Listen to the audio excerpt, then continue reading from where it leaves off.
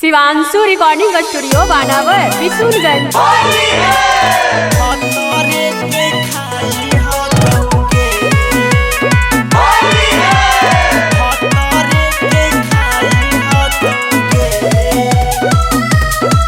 Mix by Manish Arya.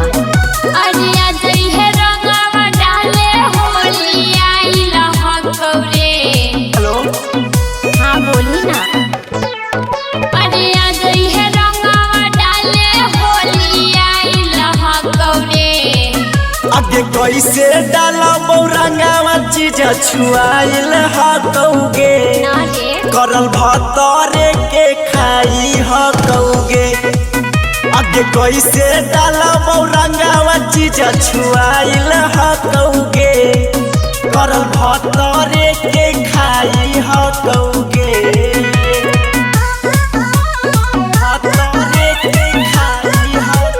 Music by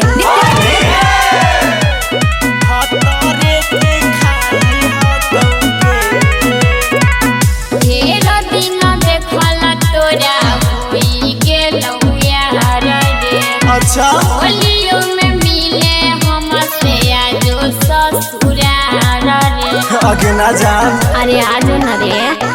आगे अब के करा छोड़े तू कहिया रे मिलते भातार तू निकल गेलो ही खेला रे।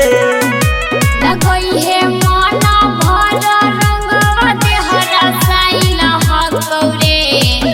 आगे कैसे डाला बौरंगावा चीज छुआइल हकौगे करल भतरे के खाई हकौगे।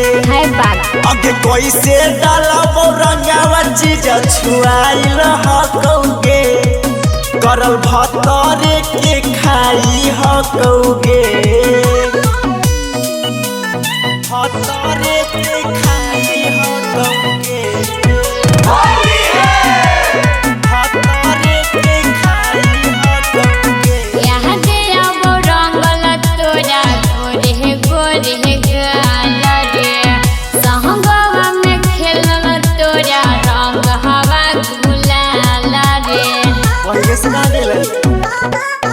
आगे भूल गेलिया छोड़ी तोरा गइल हम प्यार गे जब से चढ़ के चल गेलही छोड़ी ससुर कार गे।